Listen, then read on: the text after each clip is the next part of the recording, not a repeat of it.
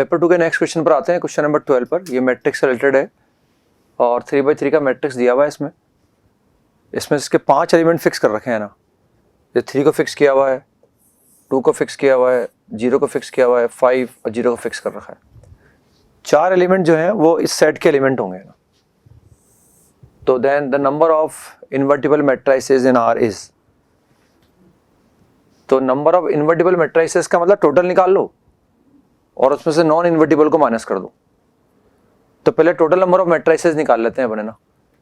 तो total number of matrices निकालने के लिए हमारे पास ये 8 एलिमेंट है ना, 3 और 3 6 और 1 7 और 8 एलिमेंट है। तो इसके पास 8 ऑप्शन है, इसको फिल करने के 8 वेज, इसको फिल करने के 8 वेज, इसको फिल करने के 8 वेज और इसको फिल करने के 8 वेज। तो टोटल नंबर ऑफ मैट्रिसेस जो आएंगे ना हमारे पास, वो total number of matrices are 8 into 8 into 8 into 8 and that is equal to 4096। ये टोटल नंबर ऑफ मैट्रिसेस आ गई हमारे पास। अब हमें निकालना होगा नॉन इन्वर्टिबल, तो टोटल में से माइनस कर देंगे तो इन्वर्टिबल आ जाएगा। उसके लिए हमें डिटरमिनेंट निकालना पड़ेगा।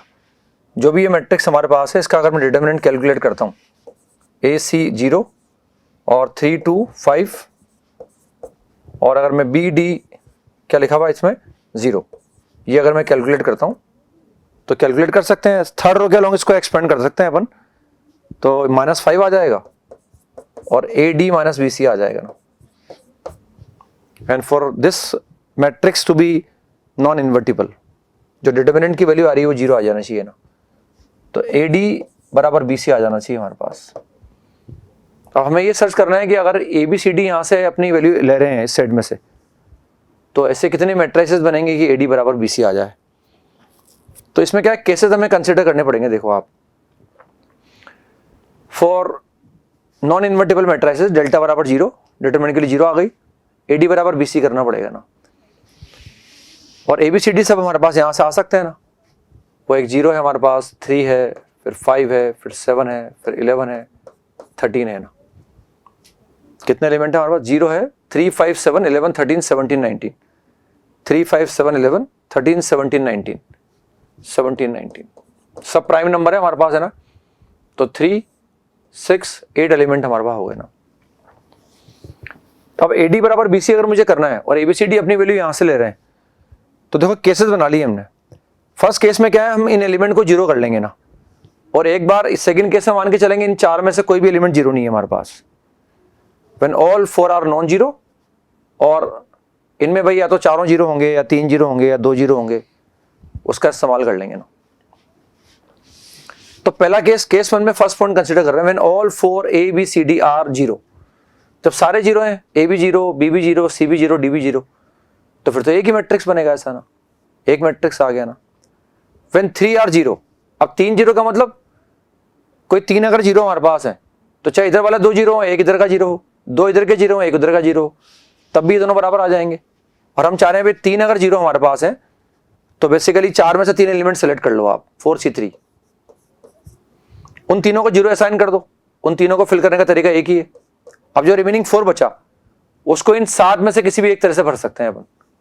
तो 4 × 7 = 28, 28 मैट्रिसेस बन जाएंगे ना। ठीक है बच्चों। अब थर्ड केस लेते हैं अपन, when 2 0 हो और 2 नॉन 0 हो, 2 तो 0 आ जाए, 2 नॉन 0 आ जाए। अब देखो अगर 2 0 आएंगे ना तो एक 0 मुझे इस तरफ यूज करना पड़ेगा AD की तरफ, और एक 0 मुझे BC की तरफ यूज करना पड़ेगा ना। तो जैसे मैंने ऐसे लिखा AD और BC, तो हम एक 0 उधर ले लेंगे और एक 0 उधर ले लेंगे, ताकि ये भी 0 आ जाएगा और वो भी 0 आ जाएगा।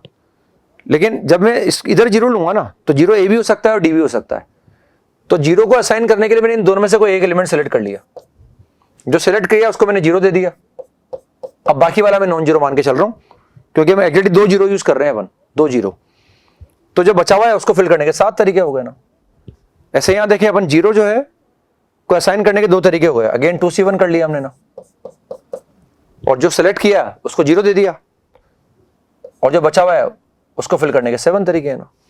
तो बेसिकली ये 14 × 14 196 आ जाएगा। ये 196 आ जाएगा बेसिकली हमारे पास। ठीक है बच्चों। अब सेकंड केस पर आ गए अपन। जब इन चार में से कोई भी जीरो नहीं है ना, जब इन चार में से कोई भी जीरो नहीं है, तो या तो भाई अगर चार में कोई भी जीरो नहीं है तो ये सारे जो है सेम हो जाए, ए बराबर बी बराबर सी बराबर डी हो जाए। तो अगर चारों सेम है तो चारों में तो 3 हो जाए, या चारों 5 हो जाए, या चारों 7 हो जाए, तो 7 मैट्रिसेस बन जाएंगे। सारे के सारे 4 एलिमेंट 3, या सारे के 4 5 हो जाए, या सारे 4 7 हो जाए। तो इन चारों को भरने के लिए हमारे पास 7 ऑप्शन है, तो 7 मैट्रिसेस बन गए ना। या फिर ऐसा करें 2 सेम हो जाए 2 अदर हो जाए ना, 2 सेम 2 अदर। 2 सेम 2 अदर का मतलब, क्योंकि अब हम जीरो को तो काउंट कर नहीं रहे, 2 सेम 2 अदर का मतलब देखो ये हो गया हमारे पास 2 सेम 2 अदर। 2 सेम 2 अदर का मतलब ये हो गया कि मुझे नॉन जीरो लेने में से 2 एक जैसे और 2 एक जैसे। तो हमने क्या करा 7C2 कर लिया ना, 2 आ गए हमारे पास। जैसे मान लो 3 और 5 आए, तो 2 मैंने 3 ले लिए और 2 मैंने 5 ले लिए ना। अब अगर मैं चाह रहा हूं कि AD बराबर BC आ जाए, तो 1 3 जैसे AD बराबर BC आ जाए ना, तो इनमें से एक एलिमेंट इधर आना चाहिए, एक इधर आना चाहिए, एक 5 इधर आना चाहिए और एक 5 इधर आना चाहिए ना। अब इन 2 को इन 2 प्लेसेस पे फिल करना है मुझे, तो 2 फैक्टोरियल हो गया ना। इन 2 को, ये तो 7C2 तो ये हो गया ना। अब जो 2 मैंने इधर लिए हैं, जो उधर लिए हैं, इन 2 को 2 प्लेसेस पे भरने के तरीके 2 फैक्टोरियल लिख दो या 2C1 लिख दो है ना। इन 2 को मैं यहाँ अरेंज कर देता हूँ 2 फैक्टोरियल से, ये भी 2 आ गया, ये भी 2 आ गया, तो इसमें 84 केसेस आ जाएंगे। तो बस टोटल मैट्रिसेस तो ये बन गए हमारे पास, और ये 2 अलग अलग केस बना लिए हमने ना। तो यहाँ आ गया हमारे पास 1 + 28 + 196 प्लस 8, यानी 1 + 28 + 196 एंड 7 एंड + 84। तो 316 जो मैट्रिक्स आएंगे ये नॉन इन्वर्टिबल आ जाएंगे। तो टोटल में से हम क्या करेंगे, 316 को माइनस कर देंगे and the result will be 3780। तो ये total number of invertible matrices आ जाएंगे बच्चों हमारे पास। Total number of 3180 total number of invertible matrices, ये total number of invertible matrices आ जाएंगे। ठीक है बच्चों, थोड़ा टफ की कैटेगरी में था, सोचना रहा है इसमें ना, टफ की कैटेगरी में मानूंगा इसको मैं ना। नेक्स्ट क्वेश्चन पर आते हैं हम। ये सर्कल से बेस्ड है, रेडिकल एक्सिस का कंसेप्ट लगेगा इसमें ना। C1 with circle of radius 1 with centre at the origin. तो एक सर्कल बना लिया, इसका सेंटर हमारे पास ओरिजिन है, रेडियस इसका 1 यूनिट के बराबर है। C2 एक सर्कल है, उसका रेडियस A है, सेंटर ये है, रेडियस उसका R है जो 1 से 3 के बीच में ना। 2 डिस्टिंक्ट कॉमन टेंजेंट यूज कर रहे हैं, एक PQ और एक ST। PQ C1 को P पॉइंट पर टच करेगी और C2 को Q पर करेगी, और ST जो टेंजेंट है वो C1 को S पर टच कर रही है और C2 को T पर टच करेगी। फिर एक बार PQ का मिड पॉइंट लिया मैंने और एक बार ST का मिड पॉइंट लिया, दोनों को मिला दिया। वो लाइन एक्स एक्सिस को B पॉइंट पे कट कर रही है और AB की डिस्टेंस दे रखी है मैं √5, और अगर AB √5 के बराबर है, if AB is equal to √5, तो इस बात का यूज करके मुझे R² निकालना है ना। बस अब हम डायग्राम बना लेते हैं इसका ना। तो ये मैंने मान लिया एक्स एक्सिस हमारे पास है और ये मैंने मान लिया वाई एक्सिस हमारे पास है। तो ये सर्कल तो C1 बन गया, देखो दिस इज C1 सर्कल, ये C1 सर्कल बन जाएगा। इसका इक्वेशन क्या हो गया, सेंटर इसका ओरिजिन है और इसका रेडियस 1 यूनिट के बराबर है, और ये सर्कल क्या हो गया हमारे पास, C2 हो गया ना, दिस इज C2 सर्कल। और अगर मैं C2 सर्कल की बात करूंगा तो ये आएगा x - 4 का whole square plus y - 1 whole square और इज इक्वल टू R²।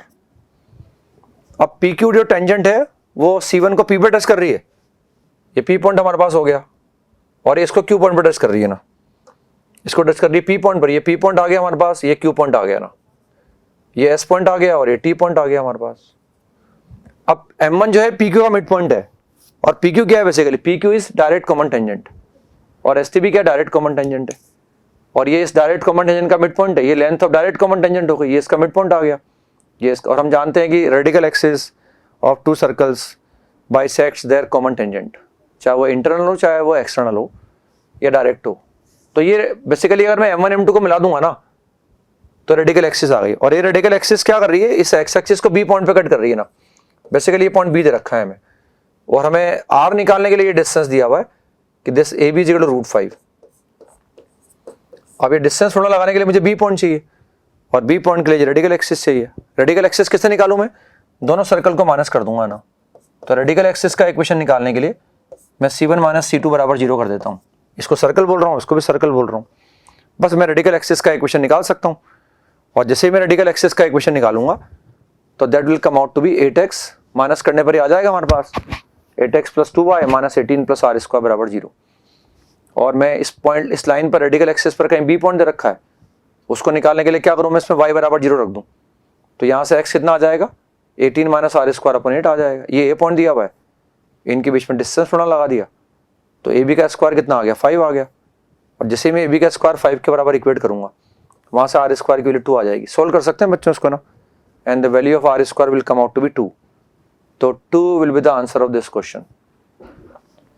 आसान की कैटेगरी में काउंट करूंगा, रेडिकल एक्सिस पढ़ाते हैं आपको अच्छा खासा, सारी प्रॉपर्टी भी लिखवाते हैं, तो मेरे हिसाब से आसान सवाल था, है ना ये।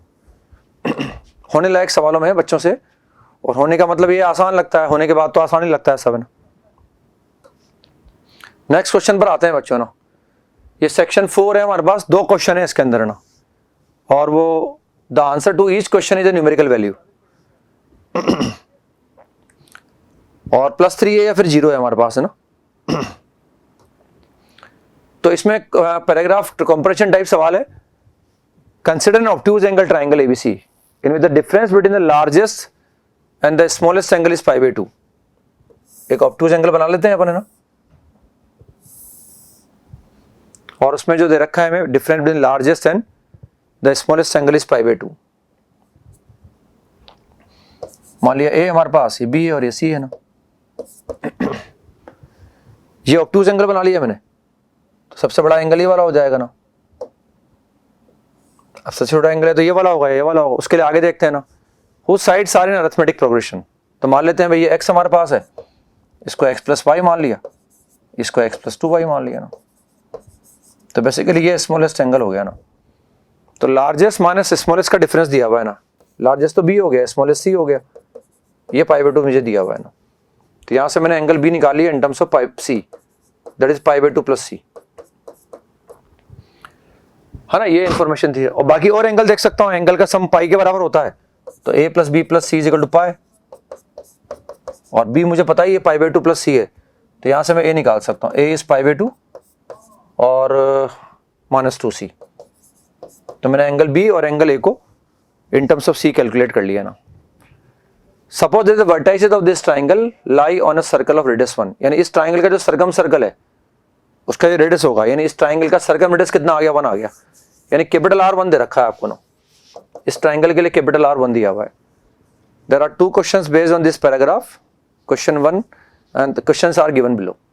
तो एक तो हमें उस let a be the area of this triangle, a उस ट्राइंगल के एरिया को रिप्रेजेंट कर रहा है, then the value of 64a is equal to R हमें दिया हुआ है इसका ना। तो बेसिकली हम क्या बोलते हैं इसमें, R is equal to ABC upon 4 delta. ABC का ट्राइंगल की तीनों साइड्स हो गई, 4 डेल्टा बोलते हैं ना। डेल्टा में ऐसे रिप्रेजेंट कर रखा है, तो हम बोल सकते हैं कि एरिया इज इक्वल टू, यहां से ऐसा बोला जा सकता है, एरिया इज इक्वल टू तीनों साइड से आ गई, एक तो AB आ गई, एक BC आ गई और एक AC हो जाएगी ना। और ये कितना आ गया, 4 इंटू सर्कम रेडियस, ये ऐसा आ गया ना। अब हमें तीनों साइड निकालनी है ना, और एरिया निकालने के लिए एरिया को हम स्मॉल ए से रिप्रेजेंट कर रहे हैं। स्मॉल ए आएगा हमारे पास, थोड़ा हो सकता है इनकन्वीनियंट आए, इसलिए 64 से मल्टीप्लाई कर दिया, और इंटीजर बनाने के लिए उसका स्क्वायर कर दिया ना। तो R तो बच्चों हमारे पास 1 है ना, R इज इक्वल टू 1 हमारे पास है, तो हम यहां से निकाल सकते हैं।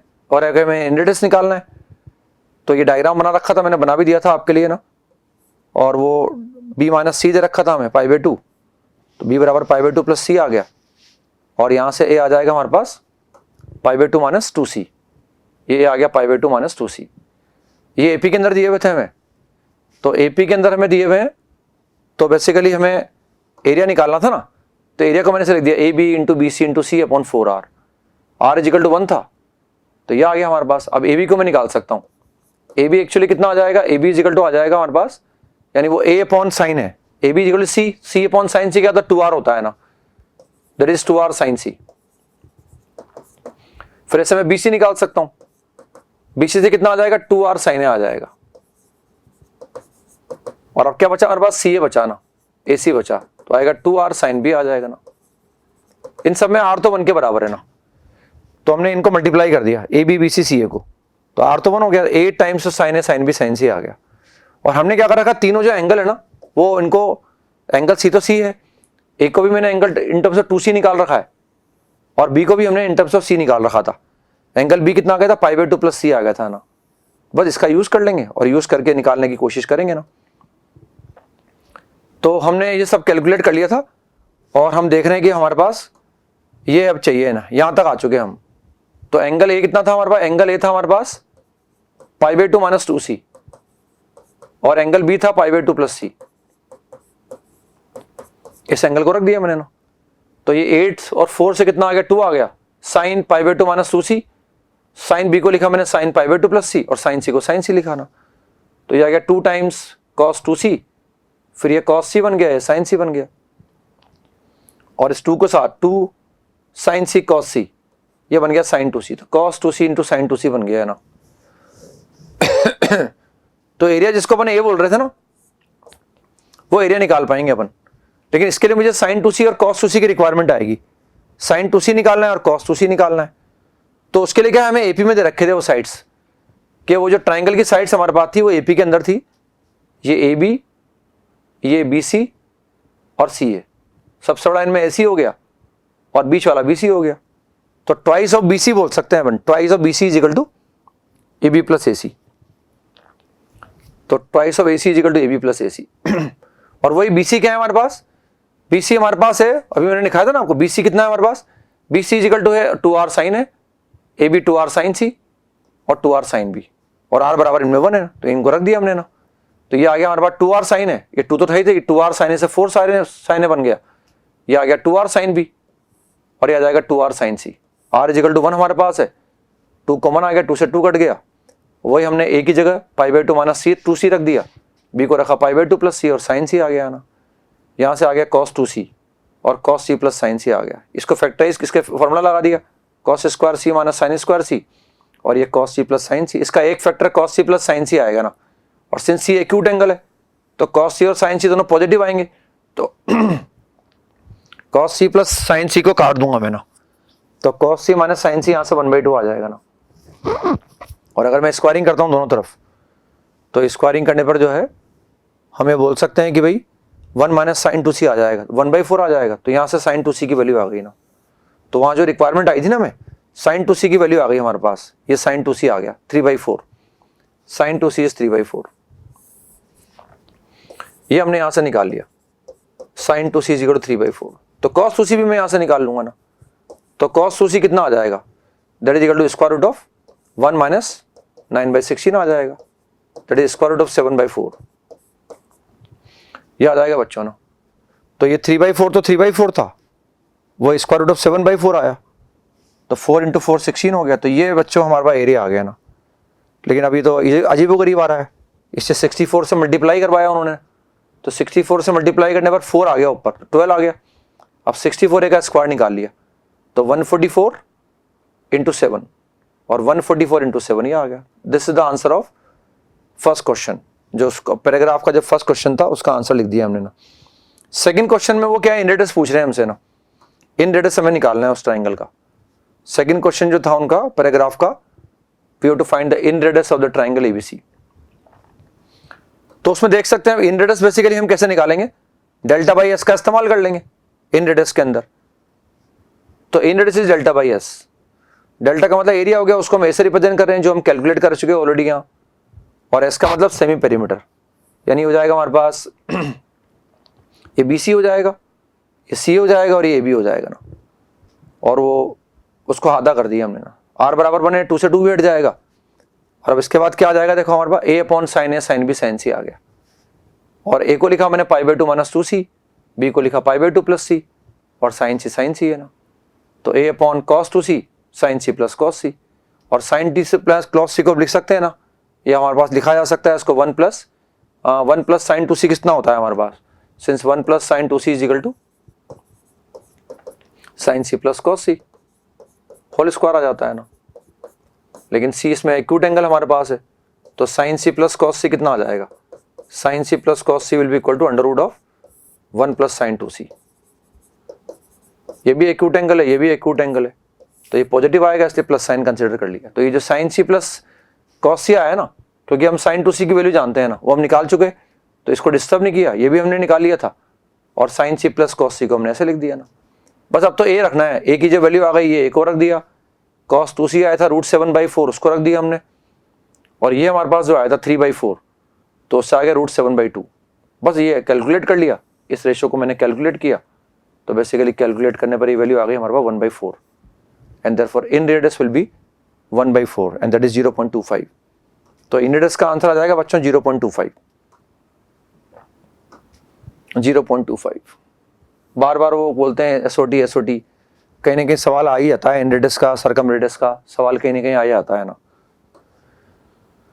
नेक्स्ट आते हैं हम क्वेश्चन नंबर 16 पर आते हैं बच्चों। 16 17 दो सवाल बचे हैं, इनको देखते हैं हम। पैराग्राफ सेकंड पर आते हैं।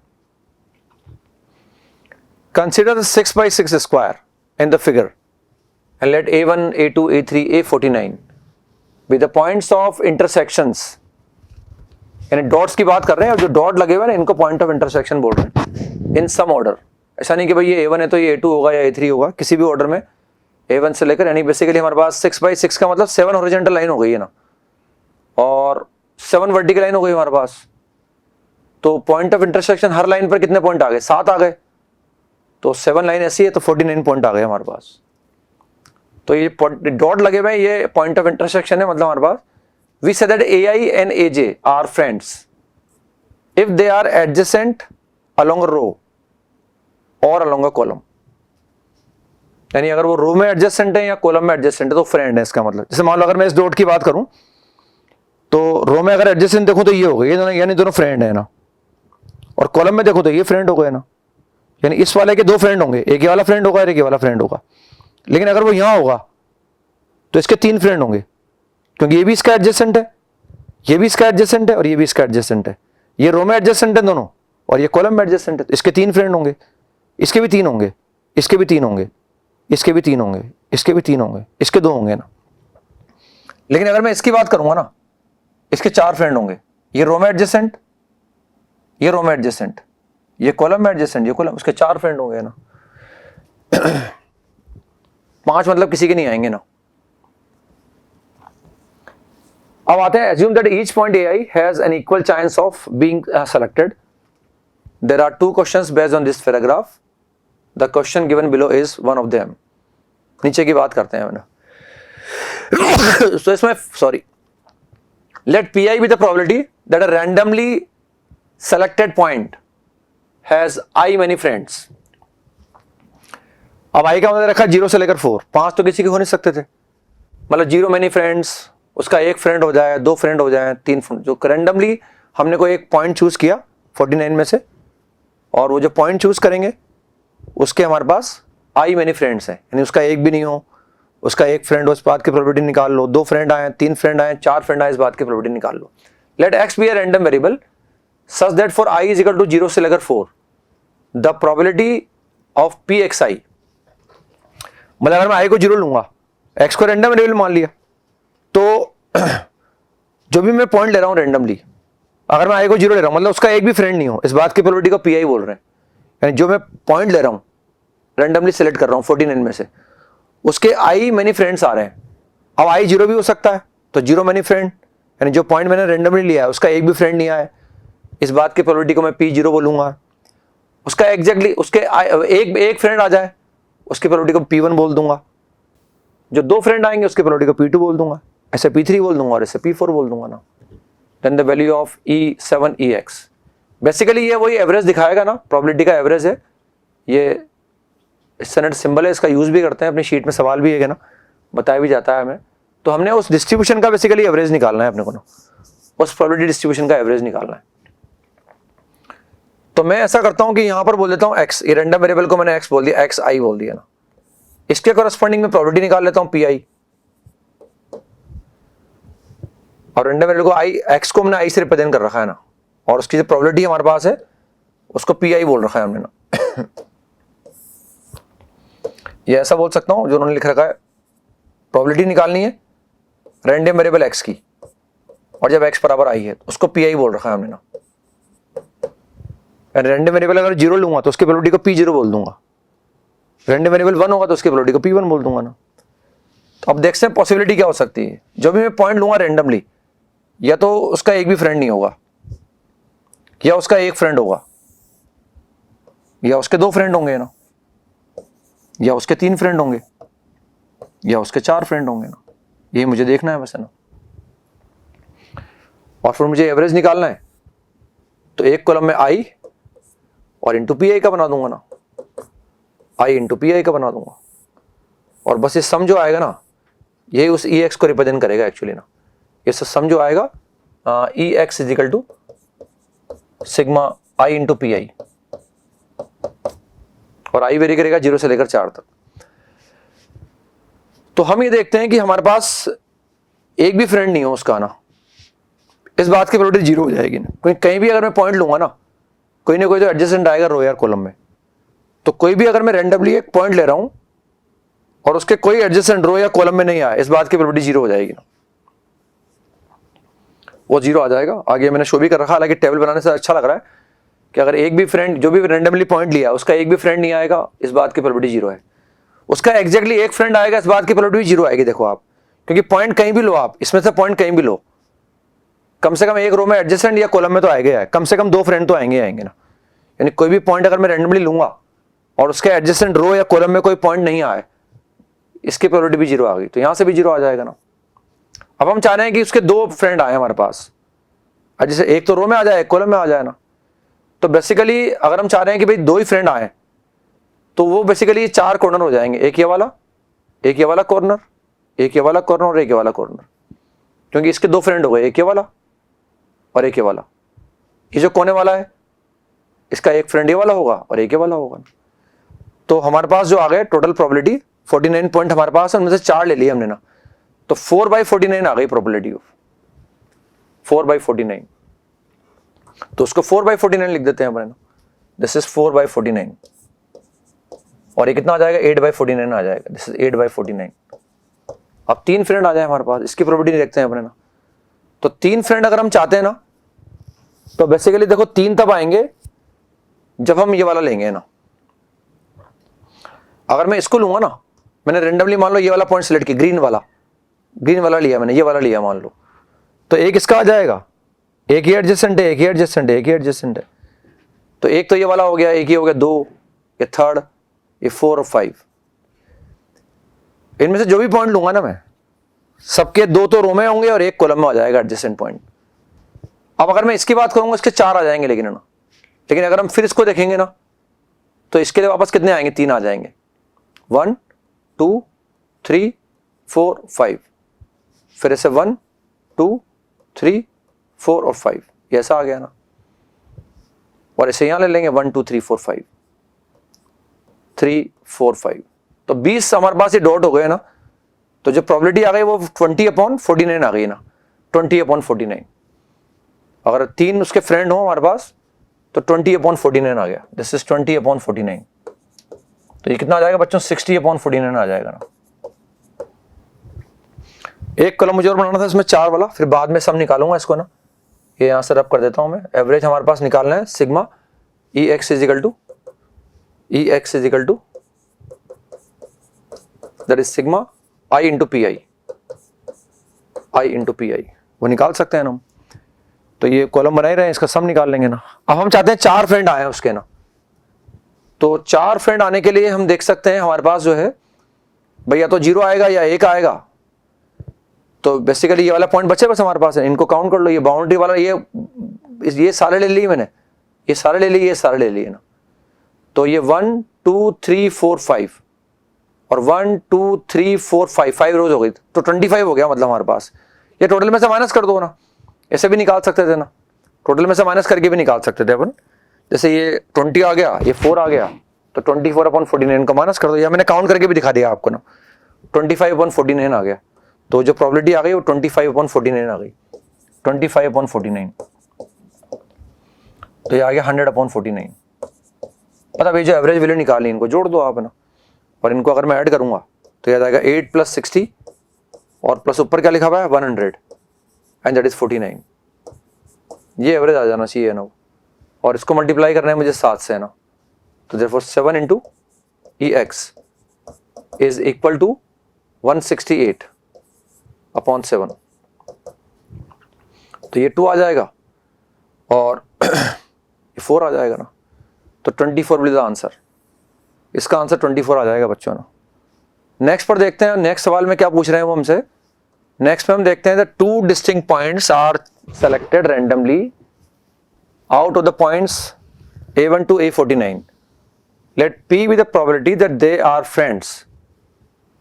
Then the value of 7P is, मतलब 2 डिस्टिंक्ट पॉइंट लूंगा उन 49 में से मैं ना, और वो दोनों डिस्टिंक्ट पॉइंट इस तरह से होंगे दोनों फ्रेंड हो ना, और दोनों फ्रेंड तभी होंगे जब वो एडजेसेंट होंगे, चाहे रो में हो चाहे कॉलम में हो ना।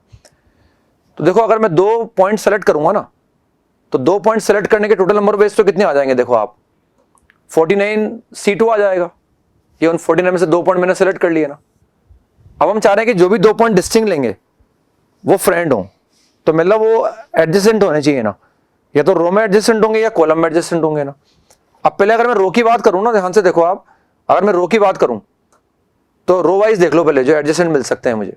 रो वाइज देखो आप, रो वाइज में क्या आएंगे, जैसे किसी भी रो में देखो आप, तो हमारे पास इसमें कितने, जैसे ये मैंने एक ये वाला पेड़ ले लिया रो वाइज, अगर तो ये एक पेड़ ही हो गया, एक, this is second, third, 4, 5 and 6।